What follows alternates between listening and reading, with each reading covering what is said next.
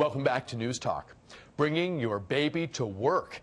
2 Washington state agencies are now offering the perk to new parents for their infant's first 6 months. But what does this mean for the office and for mom and dad? Correspondent Cecilia Vega has more.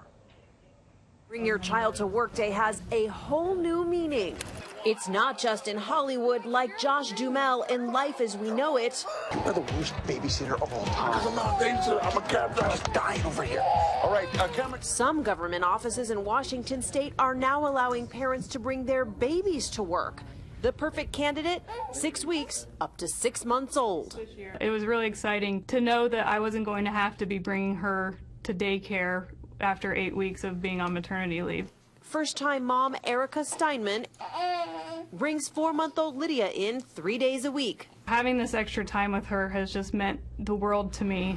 State officials say both parents and babies win, saying research proves that allowing a parent and infant to remain together in the earliest stage of life supports critical bonding, healthy infant brain development, and parental well-being. And so far, coworkers say baby Lydia is the perfect colleague. In a lot of ways, it's actually helped productivity. I think morale is high, and it's been a good thing for our office. In the policy, we do say that if baby's having a really bad day and is very fussy, baby gets sick, mom takes baby home. We haven't had to do that yet.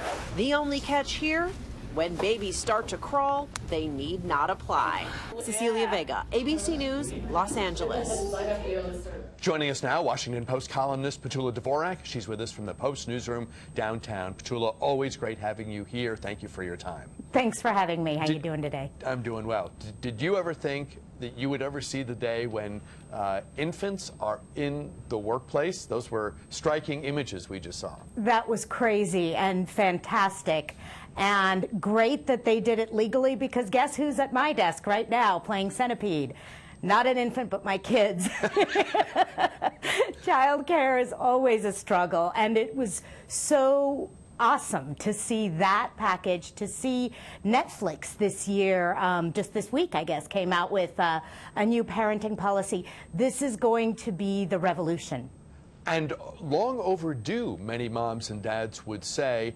Childcare as an issue is huge in families' lives, but in terms of our public discourse, in terms of arguably government policy here in the U.S., keeping up with some of the advances, I think you could call them, that many, many other countries make, we've lagged behind. So if we're seeing progress, I can hear the moms and dads out there saying, bring it, it's about time, we're behind. Absolutely, absolutely. You're hearing that cheer, because before that, the discussion was basically crickets. People didn't want to talk about this. And it starts actually with paid or encouraged or legalized parental leave, because that's the point when, get this, in our latest poll from Pew, we found out that 75% of moms and 50% of dads today have to switch jobs, scale back, or completely alter their work life in order to make accommodations for childcare. A lot of that happens when you're first home with the baby, because we see that we don't have a system that allows for paid parental leave. Do you know who like us has no law on paid parental leave? In the entire world, it's just the United States and Papua New Guinea. It's crazy. It's true. Uganda, Bolivia, Romania, they all have much better and actual paid parental leave or legal parental leave. And that's where it starts, is helping in those early years, because that's when a lot of people get thrown off that track and childcare becomes an issue. How is it that we've arrived at this place? Politicians of all stripes talk such a good game about family, and yet clearly politicians of all stripes have come up short, because we are isolated in the world. We are the outlier when it comes to this basic and fundamental aspect of our life, our family life. Absolutely. We are the outlier. It's an embarrassment. And what happens is, I think it becomes a little bit of a political hot potato.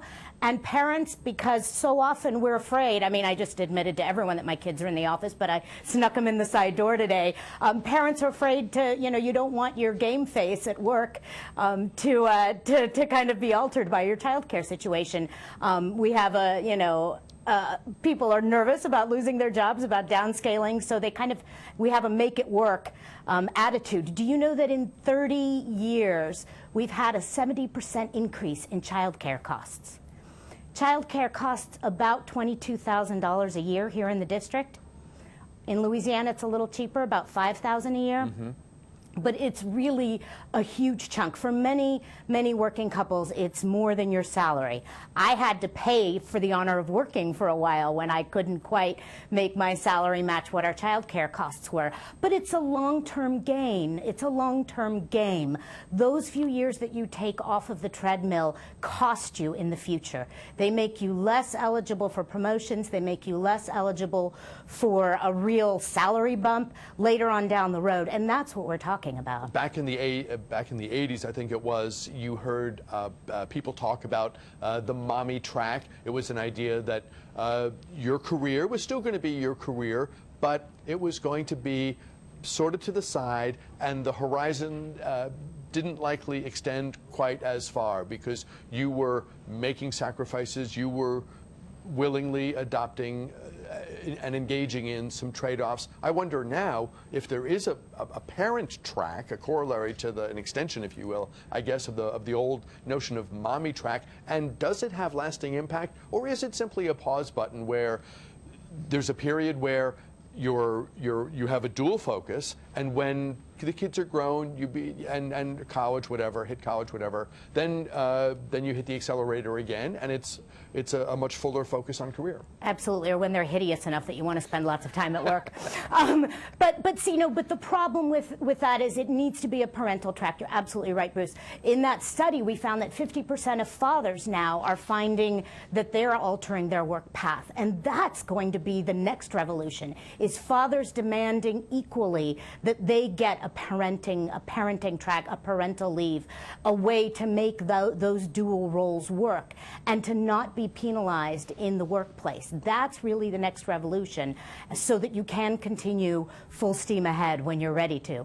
What did you make of the story the other day? It was in the Post on Friday, I think, that talked about young people who meet in person, friends. Friends, I feel like I need, because I'm old, I need to put friends in quotes.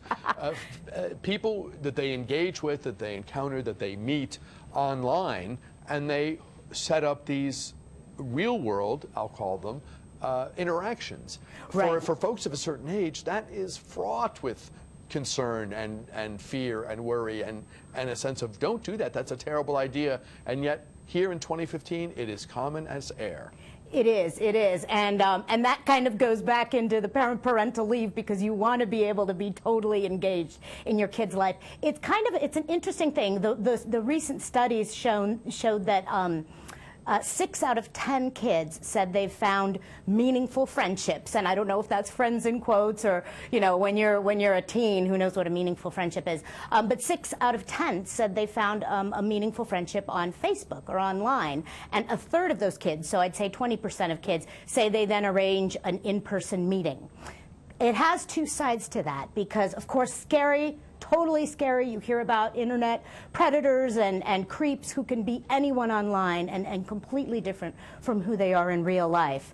That's where parents have a lot of tools, though. I mean, I creep my kids' electronics every day. It's really, the other day I was checking my son's subject searches, and I thought, okay, still okay, Lego, and then I saw this thing, curves, real curves, and I thought, oh no, and it was Hot Wheels tracks, fast curves. So you have some tools. When we were roaming the streets and we found, a bin of Playboys dumped in the forest, my parents had no way of knowing what was going on there. But now we actually have like these little electronic leashes. So parents have to be aware. They have to be savvy enough, and you have to impose rules that you get to see everything about your kid's digital life. Also, meeting that Facebook friend, I don't know, is that scarier than the guys we met at the arcade in the 80s? I'm not sure. Well, when adults arrange a meeting with somebody that they encounter on a dating site or anywhere, the basic rules I think are fairly well known. Meet in a public place, preferably during the day, and tell someone, I'm going to meet, you know, be really out there with a friend and say, I'm going to meet Joe, who I just met online, and we're meeting at the Starbucks on K Street at 3 o'clock. I mean, if it's daytime, I guess the risks are really, really low. But what do you do if you're a kid? I mean, kids aren't going to tell their parents, or maybe they should. Maybe that's the takeaway, is that the laws that have always applied to grown-ups meeting for the first time an online friend in person, maybe some version of that has got to be there for kids. Otherwise, it just feels dangerous. You're absolutely right, Bruce. And I think the way that we're doing this, and I'm just going into this territory with my older boy just got his own cell phone, and what you need to do is lay the ground rules. Parents may want to put their heads in the sand and just say, you know, I can't deal with this. I don't understand Snapchat. I have my Facebook friends, but that's it. But no, you can't. You have to get out in front of this. You have to establish rules. You have to say, okay, don't shame them if they want to meet someone on Facebook, you know, and say, okay, well, if that's what you want to do, let's look this person up, find out who they are, and let's have this, let's tell me where you're meeting, make it public, lay all these ground rules. It's all about staying out ahead of the game, and I think that that's, you know, you got to look at the positives and the negatives of this. It could be scary, but there's also a whole new level of interaction that kids can have. They do a lot of socializing online. Yep. You know, there are ways that you can make this work, but it's more work for parents, for sure. Great takeaway. Stay ahead of the game. I'm filing that away. Petula Dvorak of the Washington Post. Thanks so much. Always great having you here. Thank you, Bruce. Thanks for having me. Back with more News Talk in a moment.